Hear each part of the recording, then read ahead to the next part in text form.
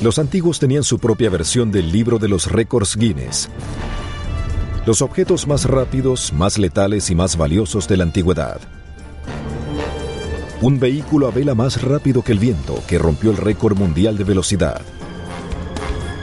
Un arma mortal tan aterradora que sus creadores la prohibieron.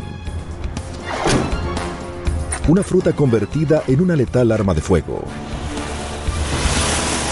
Y el primer motor de reacción creado en Egipto hace 2000 años. Los récords más antiguos son nuestros inventos de la antigüedad.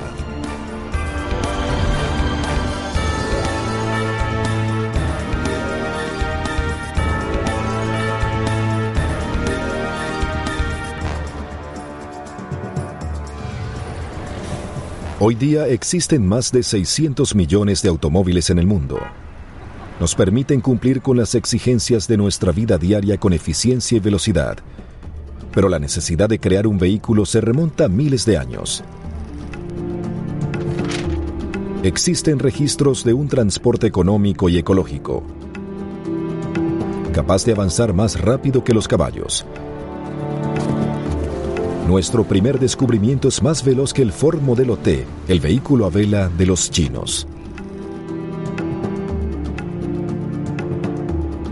¿Podremos corroborar estas historias? Construiremos un vehículo a vela para tratar de romper el antiguo récord de velocidad en tierra. Alrededor del año 550 después de Cristo, Gotsan Gushu inventó un vehículo de vela que podía transportar 30 hombres a una velocidad de 160 kilómetros por hora. Era un vehículo con ruedas y velas que podía viajar varios cientos de li en un día. Un li equivale aproximadamente a medio kilómetro, así que estamos hablando de 100 a 170 kilómetros diarios. Los registros de la antigüedad china no contienen una descripción visual, pero hay evidencia de que durante siglos los chinos aprovecharon el viento para viajar por tierra y mar. Sabemos que era común colocar velas a las inmensas carretillas de una sola rueda, inventadas en China alrededor del siglo II después de Cristo. En esa época era muy frecuente ayudar el movimiento con el viento. El modelista Richard Windley diseñó un vehículo basado en la tecnología de aquella época. No sabemos si para construirlo se basaron en los veleros marinos o en las carretillas. Parece que hubieran creado el diseño a partir del junco, porque presenta las jarcias de ese tipo de embarcación, pero solo que tiene un eje y ruedas. El junco era común en los ríos y zonas costeras de la antigua China, tal como hoy. La base plana de los barcos chinos era muy útil en aguas poco profundas, en especial los ríos, cuyo nivel variaba considerablemente con las estaciones. El diseño del casco típico del junco chino era obviamente ideal para transponerlo al vehículo a vela. Sin embargo, transformar el diseño del junco a un vehículo terrestre a vela no es tarea fácil. Uno de los problemas de esta reconstrucción con el clásico aparejo de velas áuricas es que su conducción requiere mucha maestría e incluso la participación de más de una persona. Por eso lo simplificamos. El diseño tiene una vela y un mástil, pero no estamos seguros de que el aparejo funcionará de forma eficiente. Antes de fabricar la vela, se pone a prueba el desempeño del aparejo de Richard, usando un prototipo a escala. Estamos en el túnel de viento de la Universidad de Manchester con el propósito de verificar su funcionamiento. Queremos saber si su desempeño es eficaz a fin de escoger el aparejo más apropiado.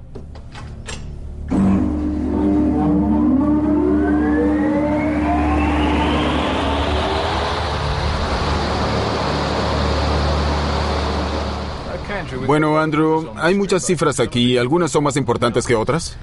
Sí, las que más nos interesan son el empuje, que desplaza el vehículo, la fuerza lateral, que actúa a lo ancho del vehículo, y el momento de cabeceo, el movimiento causado por la fuerza que empuja la nariz del vehículo hacia el suelo. El viento hace tres cosas diferentes, y lo que buscamos es una disposición adecuada de la vela que nos proporcione el mayor desplazamiento hacia adelante, un mínimo aceptable de movimiento lateral y la eliminación del cabeceo que obstaculiza el movimiento. Lo malo es que la fuerza lateral puede incrementarse tanto que tumba el vehículo. Debemos tratar de evitar eso. Los expertos cambian la posición y el ángulo del mástil y la vela varias veces para descubrir la disposición más óptima del aparejo.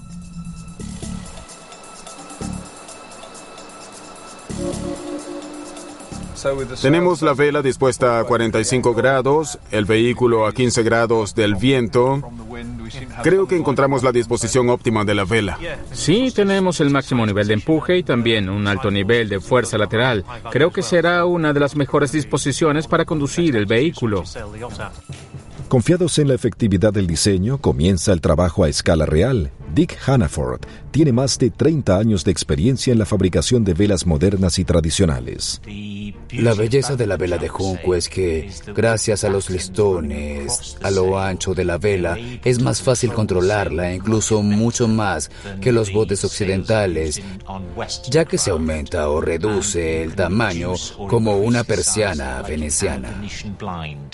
La fuerza del viento aumenta o disminuye y el piloto ajusta el tamaño de la vela para controlar la velocidad. Este es un material sintético que se siente y se ve como el material tradicional, muy similar al que los chinos probablemente acostumbraban a utilizar.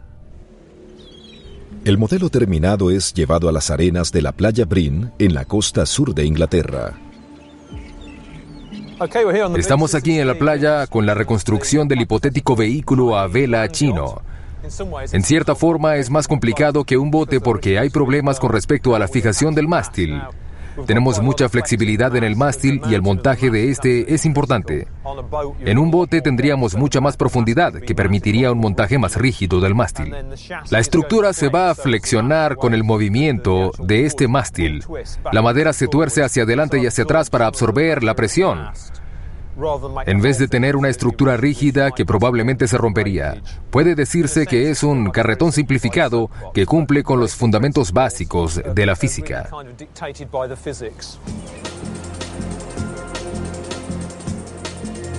Mike John, un corredor profesional de vehículos a vela, se une al equipo. El deporte moderno comenzó quizá después de la Segunda Guerra Mundial. Un periódico patrocinó la construcción de algunos vehículos usando madera. Luego el deporte progresó de aquello al vehículo moderno. Estoy ansioso por subirme a este y tratar de conducirlo, para sentirme como los viejos. Quise decir como los jóvenes que conducían estos vehículos en la antigüedad. Pero el equipo enfrenta un antiguo problema. Tenemos un pequeño problema técnico. El viento disminuyó y no es suficiente para llevar a cabo el experimento. 7 kilómetros por hora, bajando, 5, bajando. No hay suficiente viento para mover el vehículo. Para un vehículo de este tamaño y con este peso hace falta un viento de 24 a 34 kilómetros por hora. Por supuesto, sabemos que estamos supeditados al viento, que es un fenómeno natural variable, tal como lo era en la China hace 2000 años. Supongo que ellos enfrentaron el mismo problema. Escogimos un día con buen clima. Es un día espectacular, pero no para esto. Ala el cordón paralelo ajustando un poco el paralelo. Eso es. Sí, eso es. Solo hay que tensar hacia abajo, eso es, ténsalo. Dale un buen tirón, que baje como 1 centímetro. Por fin, aumenta la velocidad del viento. ¿Podrá nuestro vehículo a vela transportar exitosamente a nuestro piloto como lo hacía el carro de Godson hace 2000 años?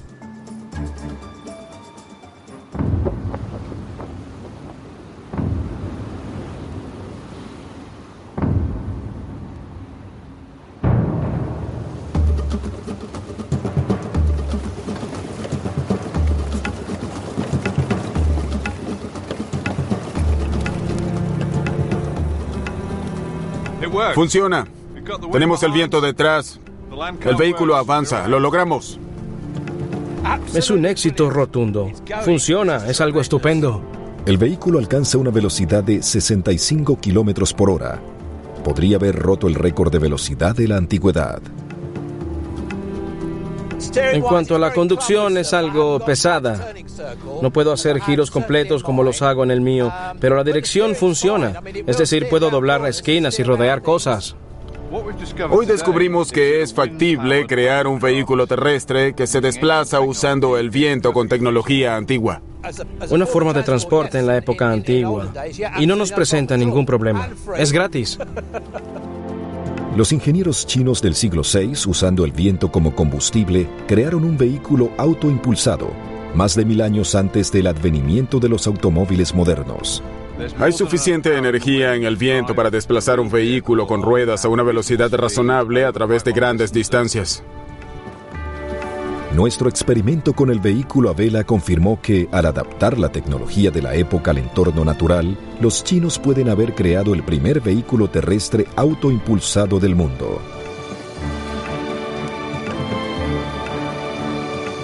Estoy tan contento de que funcione. Algunas innovaciones, como el vehículo a vela, aún son reconocibles hoy día. Otras fueron suprimidas al no ser posible su desarrollo ulterior. En África desenterramos un dispositivo que era tan letal que fue deliberadamente eliminado. El secreto del cuchillo más letal de la historia es nuestro próximo descubrimiento.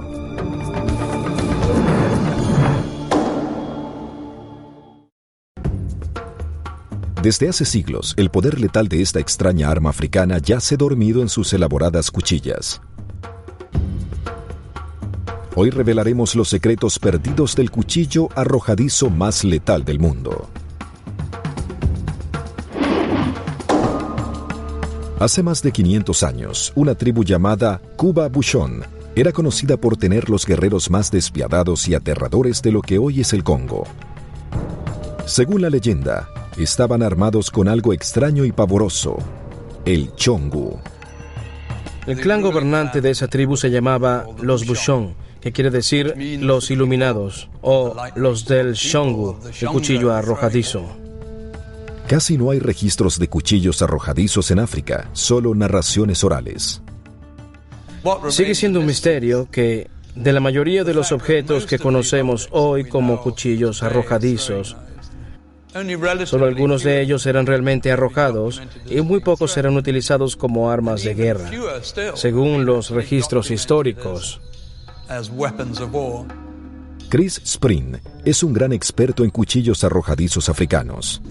En cierta forma, las razones para su uso aún están envueltas en misterio. Sabemos un poco al respecto. Algunos eran lanzados en combates de tipo ritual. Pero aún no sabemos el significado ni la función real de la vasta mayoría de ellos. La evidencia sobre el chongu viene del explorador Émile Tordé, que se internó en el Congo para conocer al rey Kuba a principios del siglo XX. El arma solo le fue descrita, nunca la vio en acción. Para probar el desempeño de esta extraña arma, el herrero experto Adrian Legg formó una réplica. El shongu no era muy fácil de fabricar, se hacía a partir de una lámina de metal que se cortaba. Luego se trabajaba la pieza con el método de golpearla con un mazo. De hecho, esa era la forma en que endurecían el material. Los cuchillos como el chongu, bellamente decorados, eran un símbolo del estatus tribal. Eran objetos extremadamente personales. Creo que eran decorados por sus propios dueños, probablemente con marcas tribales.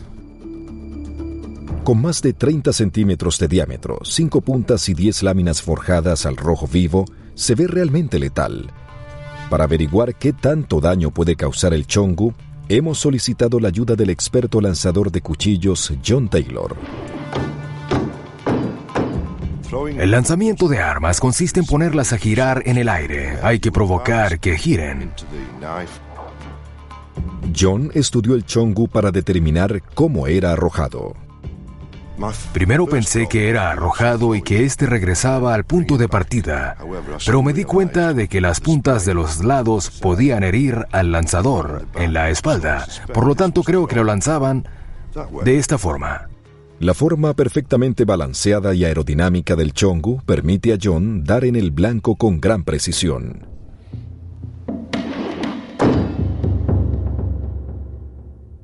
La artificiosa ingeniería y disposición única de las cuchillas del chongu le dan una clara ventaja sobre los cuchillos arrojadizos de una sola hoja. El chongu es como 3 cuchillos arrojadizos en uno que golpea con cualquiera de las 3 puntas afiladas. Al lanzarlo, excepto por el punto ciego que representa el mango, el cuchillo va a herir a cualquier cosa que uno tenga enfrente. El cuchillo también pudo haberse usado en combates cuerpo a cuerpo.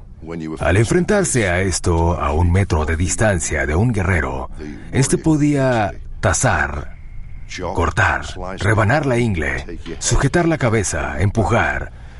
Es la navaja suiza del guerrero africano. Pero las investigaciones de John revelan otra capacidad sorprendente de esta arma letal.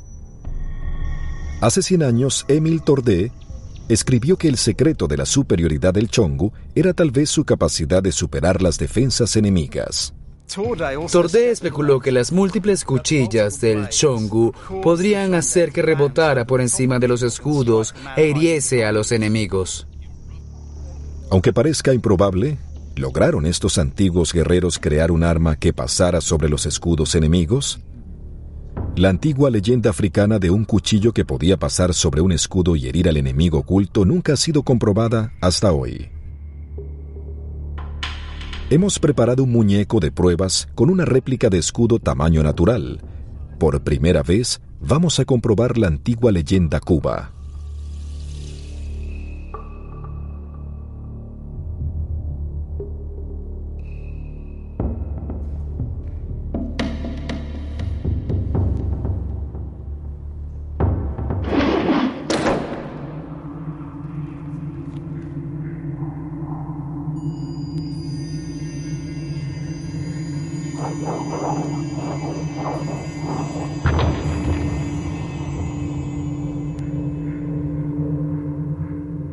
Lo que ocurrió es que el cuchillo pasó por encima del escudo, como pudieron ver. Giró alrededor del escudo, pasó por encima y luego llegó hasta el brazo. El enemigo quedó fuera de combate. La singular forma y disposición de las cuchillas permiten que, al ser arrojado con un ángulo preciso, el chongu golpee el escudo enemigo y siga girando, pase por encima y hiera al oponente. Enfrentarse a esto en una batalla debe haber sido aterrador. Tal vez había numerosos cuchillos que eran lanzados al mismo tiempo. Uno podía ocultarse tras un escudo, pero aparecían desde cualquier ángulo oblicuo. Hace más de 500 años, los Cuba Buchón inventaron un arma increíble que podía traspasar las defensas enemigas. Era el cuchillo arrojadizo más mortífero de la época. Puede que no ocurriera todo el tiempo, pero realmente tiene la capacidad de producir un ataque que crea el terror en las filas de un oponente. La leyenda acerca de este letal cuchillo ha sido comprobada. No es muy frecuente que descubramos armas que han existido desde hace cientos de años. Cuando eso ocurre, nos da una perspectiva completamente nueva de la historia. El chongu era tan letal que en el siglo XVII el rey de los Cuba prohibió su uso. Tal vez porque consideraba que era el arma más feroz que existía. Y para detener cualquier brote de violencia posible en su reino, la prohibió, aunque continuaron usando espadas, lanzas y otras armas convencionales. Los mortíferos cuchillos arrojadizos se sumergieron en las leyendas africanas, junto con el conocimiento de sus extraordinarias capacidades hasta hoy. Nuestro próximo descubrimiento es un arma primitiva que inició el proceso de desarrollo que cambió el mundo bélico. Hemos hallado el rastro de la fruta más letal de la antigüedad, no como veneno, sino como arma de fuego. Una simple fruta que, con la añadidura del ingenio humano, puede ser una de las primeras pistolas del mundo. ¿Cómo se transforma una fruta en un arma? En nuestro próximo descubrimiento de la antigüedad, revelaremos la historia de la fruta más letal.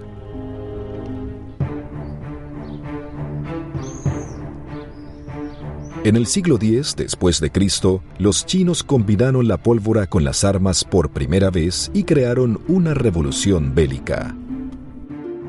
La introducción de armas con pólvora alrededor del siglo X marcó un cambio revolucionario en materia bélica. Fue la primera vez en la historia que se utilizó la energía química que antes tenía otros propósitos. Este cambio dio origen a muchas innovaciones tecnológicas del mundo moderno, incluyendo los cohetes y, tiempo después, los motores de combustión interna. Los chinos experimentaron con una variedad de armas con pólvora.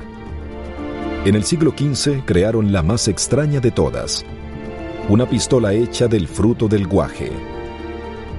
El arma guaje es un ejemplo de la ingeniosidad de los chinos, de la cual conocemos poco. Una fruta comestible común que crece en cualquier jardín fue horadada para usarla como contenedor de pólvora que lanza proyectiles de un extremo. Increíblemente, el arma guaje se convirtió en un ítem común en los antiguos arsenales chinos. Sabemos que eran fabricadas y almacenadas, y aunque no hay registro de su uso en alguna batalla específica, no cabe duda de que se usaban en asedios. Tal vez eran arrojadas desde los muros, o se usaban como lanzallamas para disuadir a los atacantes. ¿Cómo llegó esta fruta seca a convertirse en un arma? Richard Windley está recreando esta inusual arma para averiguarlo. Este objeto que tengo aquí es un guaje. Crecen en toda China y se usaban para una variedad increíble de propósitos. Una vez secos y horadados, sirven como un hermoso recipiente. Son duros y resistentes y se usaban para cargar agua, materiales en polvo o grano. Diferentes cosas. Y una de las primeras armas creadas usando guajes se llamaba proyector. El guaje se rellenaba con una mezcla de pólvora que tal vez contenía algún tipo de proyectil, tal vez trozos de piedra, arenilla y guijarros, incluso pequeñas piezas de plomo o metal. La idea era que todo se quemara muy rápido. Esto es una boquilla natural, el cuello de la botella, así que producirá un efecto de fuente. La idea era que los proyectiles fueran lanzados a una velocidad considerable a través de una estela de llamas. Pero había un obstáculo fundamental en el uso del guaje. Evidentemente el guaje es un material orgánico. Las altas temperaturas generadas por los componentes de la pólvora probablemente los quemen completamente. Eso genera un problema. Para mostrarnos el uso del guaje en pirotécnicos, Richard cortó sus prototipos por la mitad. Los registros indican que lo cubrían con una capa de arcilla. Esta es una variación que construí y esto es una mezcla arcillosa que tiene una consistencia cremosa. Yo apliqué esta mezcla en el interior del guaje y lo puse a secar. Con esto creé una capa refractaria en el interior que debería evitar que se queme. Puede ser que el fruto se queme un poco, pero ya tiene una barrera protectora entre el calor intenso de la pólvora y el material orgánico del que está hecho el guaje. Esto resuelve el problema de que la combustión queme el material. Pero hay otro obstáculo importante. Me preocupan las intensas presiones que se van a generar en el interior del guaje, las composiciones de la pólvora y el estrecho cuello o boquilla que no permite la salida fluida de los gases puede producir demasiada presión interna y me preocupa que los frutos estallen. La pólvora se quema o se oxida extremadamente rápido. ¡Fuego! ¡Encendido! Esto causa una violenta expansión de gases, lo que crea una explosión. Esta energía se libera de maneras distintas. El estallido puede volar en pedazos el contenedor de la pólvora, por ejemplo, en un pirotécnico o una bomba. La energía también puede ser canalizada en una dirección específica. En el motor de combustión interna de un automóvil hay pequeñas explosiones que mueven los pistones, tal como una gran bala de cañón.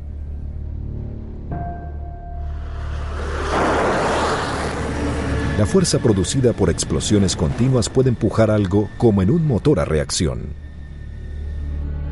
Richard está preocupado por la expansión de gases en el interior del guaje, que no tendrán salida fluida a través de su cuello estrecho y que lo harán estallar.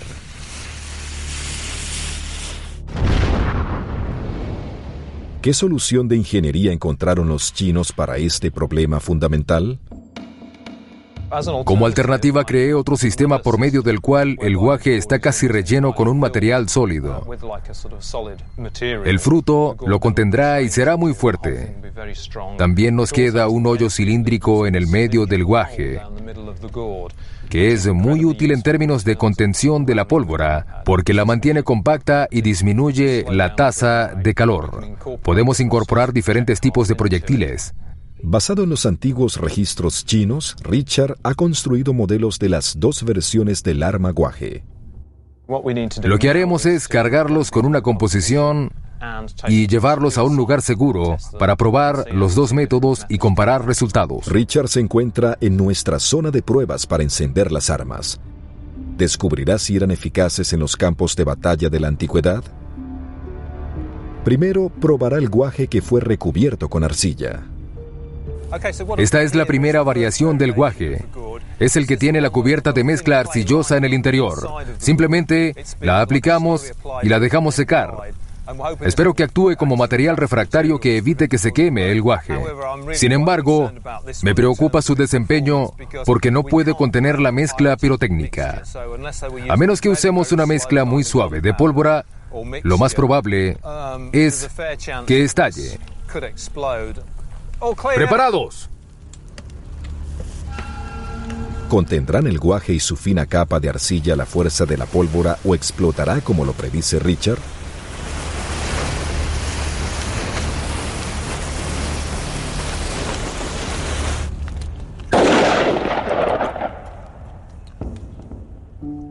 Observamos que no me equivoqué al asumir que iba a haber una gran explosión si la mezcla pirotécnica no estaba bien compacta.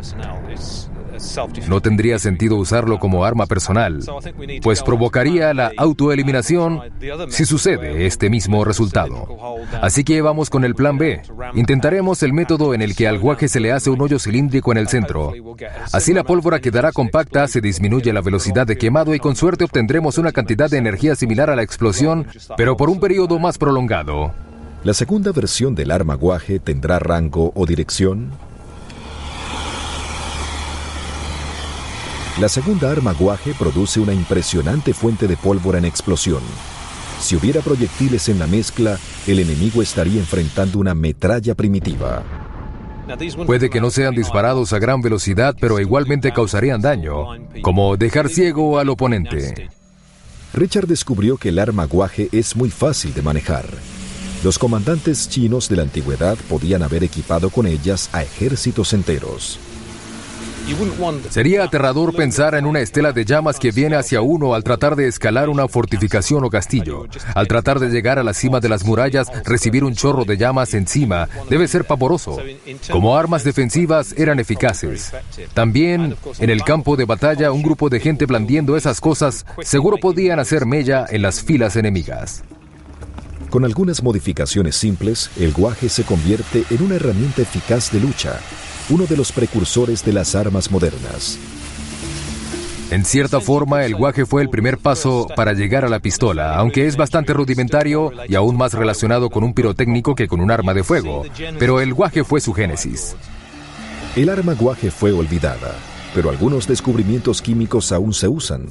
El artículo más caro del mundo antiguo lo sigue siendo hoy en día más que el oro, el platino o el diamante. La púrpura de Tiro era un pigmento fabricado para teñir las vestimentas de los emperadores. Se hacía a partir de un marisco y cuesta más de $50,000 la onza.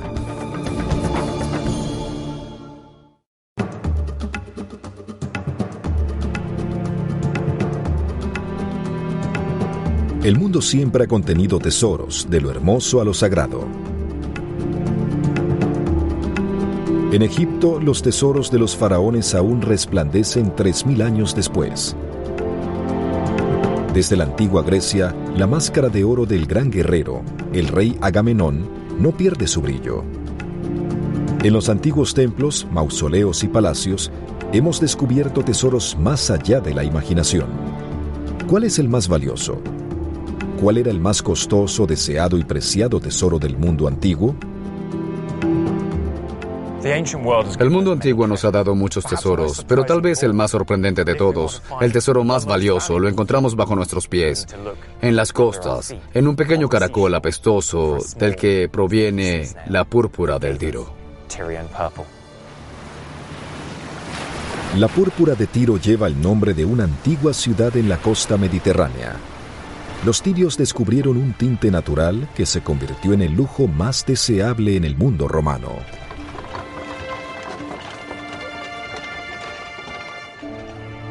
La púrpura de Tiro era el artículo más deseado del Imperio Romano.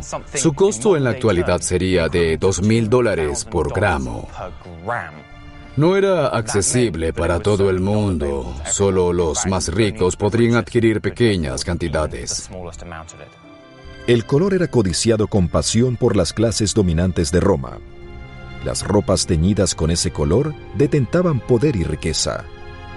El precio de un gramo es de $2,000, igual al costo de 4 onzas de oro sólido. La púrpura de Tiro era importante para el emperador Nerón, quien, según Suetonio, prohibió su uso para que fuera exclusivo. La púrpura de Tiro se hace de un caracol, un pequeño molusco que se encuentra en las costas del Mediterráneo. ¿Por qué un caracol pequeño y común es tan valioso? La respuesta es el complicado y largo proceso necesario para convertir al molusco en tinta. Cada uno proporciona poca púrpura. Se requiere de 10 o 12,000 para hacer 1,5 gramos de colorante. La fórmula y la tecnología para hacerlo se perdió durante siglos. La fabricación de la púrpura de Tiro era algo complejo. Por eso los verdaderos expertos mantenían el proceso y su estilo de fabricación en absoluto secreto, que a veces se llevaban a la tumba. Y el secreto de su fabricación ha estado oculto durante siglos. A menudo los académicos que estudian aspectos del mundo antiguo van a bibliotecas y confían en lo que dicen los textos. Debemos recrear el proceso que utilizaban y, al hacerlo, entenderemos exactamente por qué la púrpura era tan valiosa en el mundo antiguo. Nos hemos trasladado a la región de Provincia, al sur de Francia, uno de los centros del Imperio Romano, para redescubrir el secreto de fabricación del ítem más valioso de la historia. Inge Bosken-Canol es una artista especializada en tintes y pigmentos antiguos. A través del estudio de los textos europeos antiguos y años de ensayo y error, ha redescubierto el misterioso proceso. El primer paso de Inge es comprar un tipo de molusco conocido como cañadilla. No es de consumo común, aunque en Francia e Italia a veces lo comen cocido. Se puede adquirir en cualquier pescadería a $40 el kilo. Comienza la laboriosa tarea de abrir los caracoles, uno por uno. Para el experimento, Inge usará 5 kilogramos de cañadilla para teñir un pequeño trozo de lana. Sin embargo, ¿de dónde viene el color púrpura? A primera vista, la carne del molusco es blanca, sin trazas de púrpura. La respuesta yace en el líquido incoloro que excreta una glándula interna que debe ser removida. Esta es la glándula hipobranquial, el velo púrpura que producirá el color. La saco con todo el resto y las pongo en un plato. Las glándulas son originalmente incoloras, pero reaccionan ante el oxígeno y la luz. El laborioso proceso tiene que ser hecho a mano. El más pequeño rastro de tinta es tan valioso que Inge pone el agua sobrante de los caracoles vacíos en una jarra para asegurarse de no desperdiciar ni 1 miligramo. Después de días de vaciar los caracoles, el resultado es una jarra de un líquido color púrpura oscuro. Si sumergimos un textil, este tomará un aspecto sucio y no un color púrpura que sea permanente. Hace falta otro químico natural para que el color tiña permanentemente la tela: la orina humana. Durante los próximos 10 días, Inge calienta la mezcla en un caldero a unos 10 grados. Añade orina hasta que alcanza el nivel adecuado de alcalinidad. ¿Cómo sabían los antiguos que la púrpura estaba lista? Oliéndola, lamiéndola, probándola y observándola. Percibían los signos de que estaba lista. Esas señales se perciben con los sentidos. Inge supervisa constantemente la solución durante 10 días, como los antiguos. ¿Tendrá éxito su intento por crear la tinta que se usaba en las vestimentas de los más ricos de la sociedad? El púrpura se convirtió en el color del nuevo rico, de aquellos que querían demostrarles a todos que formaban parte de la élite de la sociedad romana. Era el equivalente antiguo de Gucci o de Prada. Pero tal como Rolex y Prada luchan contra falsificadores, los antiguos fabricantes también eran sus víctimas. Con el tiempo aparecieron falsificaciones hechas a partir de vegetales, minerales y grasas animales. El púrpura debía conservar su valor contra las falsificaciones del mundo antiguo. ¿Cómo sabía la élite romana que estaba comprando algo real? La respuesta yace de nuevo en su origen marino, y no es algo muy agradable. La púrpura no era solo un color, tenía un olor asociado a él. De hecho, algunas fuentes lo describen como uno de los olores más repugnantes del mundo antiguo. Nos hallamos ante un dilema. ¿Por qué el color más caro y lujoso que solo vestían los emperadores también tenía que tener un olor tan repulsivo? Pero ese olor, aunque espantoso, se asociaba al lujo del color. Podía oler muy mal, pero se veía a todo dar. De vuelta en Provenza, han pasado 10 días y la solución está lista. Inge descubrirá si tuvo éxito al fabricar el ítem más caro conocido por el hombre. La muestra de lana debe sumergirse varias veces. Según Plinio, debería permanecer sumergido 5 horas, pero lo dejaré toda la noche. Luego de 3 remojadas debería obtener un buen resultado. Una cantidad suficiente de color para teñir un atuendo sencillo requiere miles de cañadillas. La misma pieza debe ser sumergida repetidamente hasta obtener el tono de púrpura deseado. Un número extraordinario de estas pequeñas criaturas fue sacrificado para teñir las vestimentas de los más ricos y poderosos de Roma. Y aún siguiendo la fórmula precisa, no hay garantía de que se producirá el tono de púrpura que se desea.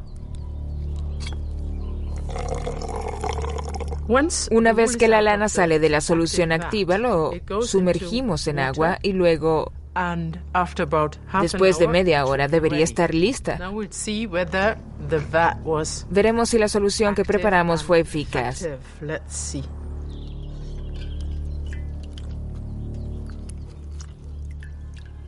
Y aquí lo tenemos, el púrpura.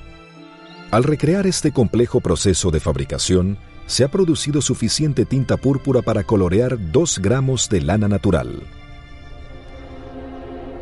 Los romanos gastaban una fortuna en púrpura porque era hermoso y detentaba riqueza. A pesar de su repulsivo olor, los antiguos lo consideraban el mayor símbolo de estatus. El siguiente descubrimiento también es de lujo. Originalmente se usaba como entretenimiento, como juego mecánico, pero dio inicio a una revolución tecnológica, con los principios de física que llevarían al descubrimiento del motor a reacción moderno.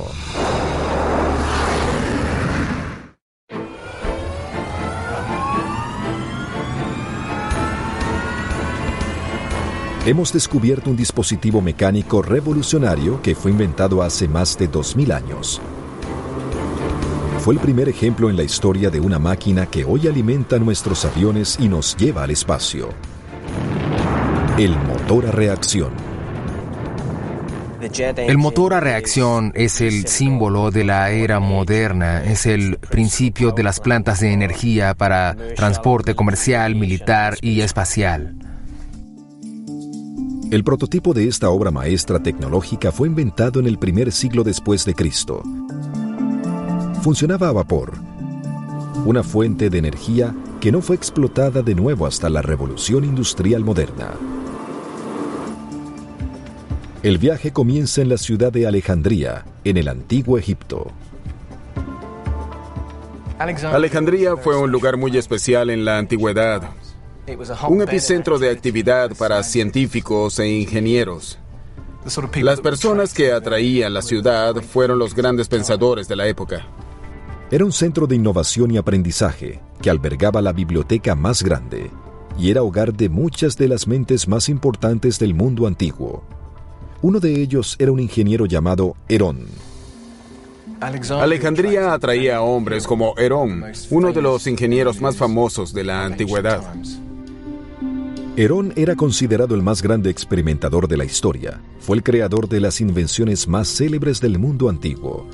Estableció las bases para la ciencia de la neumática. En otras palabras, la acción del aire bajo presión. Fue de los primeros occidentales en entender que el aire era una sustancia física que podía ser utilizada para producir una fuerza. En uno de sus experimentos, diseñó un juguete para demostrar sus ideas. Era mucho más que un truco recreativo. Herón creó el prototipo de una máquina que ha cambiado nuestro mundo moderno.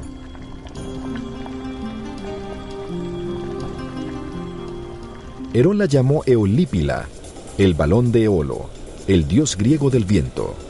Siguiendo el diseño original de Herón, Richard Winley, modelista de antigüedades, reconstruyó la Eolípila. La máquina funciona con vapor. El agua se calienta en una caldera y el vapor sube a las tuberías de cobre y produce energía.